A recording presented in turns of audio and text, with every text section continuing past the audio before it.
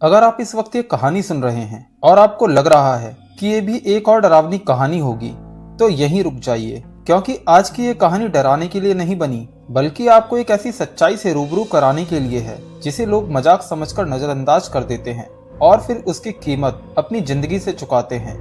ये कहानी किसी शमशान की नहीं है, ना ही किसी खंडर की, बल्कि एक आम रास्ते की है जिस पर से हर दिन लोग गुजरते हैं, हंसते हैं, बातें करते हैं और बिना सोचे समझे वो सब कर जाते हैं जो उन्हें लगता है कि किसी को फर्क नहीं पड़ेगा, लेकिन फर्क पड़ता है। और जब पड़ता है तो सामने आता है ऐसा अस्तित्व जो ना इंसान है ना भूत, बल्कि उस ज्ञान का विकृत रूप है जिसे कभी पूज्य माना जाता था। उस अस्तित्व को ब्रह्म राक्षस कहा जाता है। हेलो दोस्तों, स्वागत है आपका अनदेखे रहस्य में, जहां मिलती हैं रहस्यमय कहानियां। भक्ति हो या भय, कहानी होगी सच्ची और असरदार।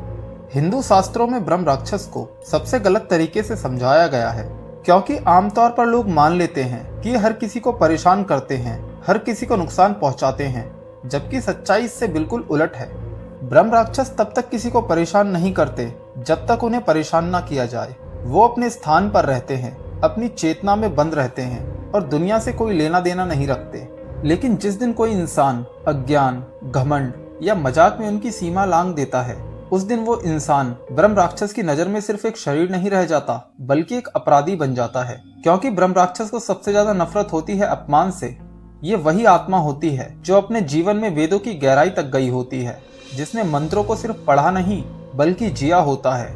लेकिन जब वही ज्ञान अहंकार बन जाता है और वही अहंकार मृत्यु के बाद भी साथ नहीं छोड़ता, तब वो आत्मा किसी लोक में स्थान नहीं पाती। ना उन्हें स्वर्ग स्वीकार करता है, ना पृथ्वी और ना ही यमलोक। और तब वो ज्ञान और क्रोध के बीच फंसकर जन्म लेती है ब्रह्म राक्षस के रूप में। ऐसा कहा जाता है कि ब्रह्म राक्षस को शांति पसंद होती है, क्योंकि शांति में ही उनका ज्ञान जीवित रहता है। और यही कारण है कि वो अक्सर पीपल जैसे प्राचीन वृक्षों, पुराने गुरुकुलों या निर्जन स्थानों को अपना निवास बनाते हैं, जहाँ इंसानी दखल कम से कम हो। अब जो घटना मैं आपको बताने जा रहा हूँ वो किसी प्राचीन काल की नहीं, बल्कि सिर्फ कुछ साल पुरानी है, जब मोबाइल फोन, सोशल मीडिया और तेज जिंदगी के बीच इंसान को यह भ्रम हो गया था कि अब डर जैसी कोई चीज बची ही नहीं है। ये घटना है उत्तर प्रदेश के एक छोटे से कस्बे की, जहां एक पुराना पीपल का पेड़ था जिसे लोग सालों से बिना वजह ही नजरअंदाज करते आ रहे थे। वो पीपल का पेड़ कोई मंदिर नहीं था, ना वहाँ कोई मूर्ति थी, बस एक बेहद पुराना, असामान्य रूप से विशाल पेड़ था, जिसके पास से गुजरते समय बुजुर्ग आज भी सिर झुका लेते थे, लेकिन नई पीढ़ी से सिर्फ एक बेकार सा पेड़ मानती थी। स्थानीय लोग कहते थे कि उस पेड़ पर कभी एक महान ब्राह्मण की मृत्यु हुई थी, जिसकी आत्मा आज भी वहीं निवास करती है। लेकिन ये बातें सुनकर युवा सिर्फ हंसते थे। उन्हीं युवाओं में से एक था रोहित। रोहित शहर से पढ़ाई करके लौटा था, आत्मविश्वास से भरा हुआ, और उसे ऐसी बातों पर यकीन करना पिछड़ेपन की निशानी लगता था। एक शाम दोस्तों के साथ घूमते हुए मजाक मजाक में रोहित उस पीपल के पेड़ के पास रुका और जोर जोर से हंसते हुए उस जगह को गालियां देने लगा। उस पल कुछ नहीं हुआ, ना कोई आवाज आई, ना कोई साया दिखा। और यही सबसे बड़ी गलती थी, क्योंकि ब्रह्म राक्षस तुरंत प्रक्रिया नहीं देते, वो इंतजार करते हैं। फिर उस घटना के अगले दिन रोहित को लगा कि उसके साथ कुछ अजीब हो रहा है, लेकिन उसने इसे थकान और तनाव समझकर नजरअंदाज कर दिया। उसे बार बार ऐसा महसूस होने लगा था जैसे कोई उसकी बातों को सुन रहा हो, जैसे उसके शब्द हवा में गूंजने से पहले ही किसी और तक पहुंच रहे हों। लेकिन उसने खुद को समझाया कि ये सिर्फ दिमाग का खेल है। लेकिन परेशानी तब शुरू हुई जब रोहित के मुंह से अचानक ऐसे शब्द निकलने लगे जिन्हें उसने कभी पढ़ा तक नहीं था। वो थे संस्कृत के मंत्र, शुद्ध, स्पष्ट और बिना किसी गलती के। उसकी माँ ने जब उसे आधी रात को उन शब्दों को बुदबुदाते सुना तो उसके हाथ पांव ठंडे पड़ गए, क्योंकि रोहित को संस्कृत का ज्ञान कभी था ही नहीं। और फिर धीरे धीरे रोहित का व्यवहार बदलने लगा। वो चिड़चिड़ा हो गया, अकेला रहना पसंद करने लगा, और सबसे डरावनी बात यह थी कि उसे उस पीपल के पेड़ के पास जाने का एक अजीब सा खिंचाव महसूस होने लगा। जब परिवार वाले उसे वहां जाने से रोकते तो वो गुस्से में चिल्लाने लगता और कहता कि वो जगह उसकी है। यहीं से सबको समझ आने लगा कि ये कोई आम मामला नहीं है। गांव के एक बुजुर्ग पंडित ने साफ कहा कि रोहित ने उस पेड़ पर निवास करने वाले ब्रह्म राक्षस का अपमान किया है, और अब वो आत्मा उसे ऐसे ही नहीं छोड़ेगी, क्योंकि ब्रह्म राक्षस बदला लेने के लिए नहीं, बल्कि संतुलन बनाए रखने के लिए किसी को पकड़ते हैं। उनका मानना होता है कि जिसने सीमा लांघी है उसे परिणाम भुगतना ही होगा।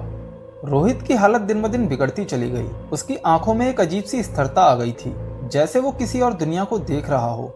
और कभी कभी उसकी आवाज इतनी भारी हो जाती थी कि उसे सुनकर कमरे में मौजूद लोग सिहर उठते थे। एक रात रोहित खुद चलकर उस पीपल के पेड़ के सामने पहुंच गया और फिर जब लोग उसके पीछे पीछे पहुंचे तो उन्होंने देखा कि रोहित पेड़ के सामने खड़ा संस्कृत में कुछ कह रहा था और हवा अचानक इतनी भारी हो गई थी कि सांस लेना मुश्किल हो रहा था। वहां मौजूद गांव वालों के अनुसार उस रात किसी ने रोहित को छुआ नहीं, किसी ने उसे मारा नहीं, लेकिन अगली सुबह वो वहां बेसुध पड़ा मिला। वो जिंदा था लेकिन अंदर से पूरी तरह खाली। उसकी ऐसी हालत देखकर घर वाले काफी परेशान हो गए और उन्होंने गांव के सबसे पुराने ब्राह्मण से बात की और फिर उन्होंने बोला, आपके बेटे को ब्रह्म राक्षस से केवल भगवान बचा सकते हैं, या फिर अगर वो खुद आपके बेटे को माफ कर दे तो आपका बेटा बच सकता है। फिर उन्होंने बोला, आप लोग अपने बेटे को उस पेड़ के पास ले जाओ और सभी लोग मिलकर माफी मांगो। पंडित जी की बात सुनकर सभी लोग रोहित को लेकर उस पीपल के पेड़ के पास गए और रोते हुए माफी मांगी। आज भी रोहित जिंदा है, लेकिन वो ना हंसता है ना ही किसी से अब ज्यादा बात करता है। गांव वाले कहते हैं कि ब्रह्म राक्षस ने उसकी जान नहीं ली क्योंकि उनका उद्देश्य हत्या नहीं था, बल्कि उसे ये सिखाना था कि कुछ सीमाएं मजाक के लिए नहीं होती। और वो पीपल का पेड़ आज भी वहीं खड़ा है, शांत, अडिग और इंतजार में।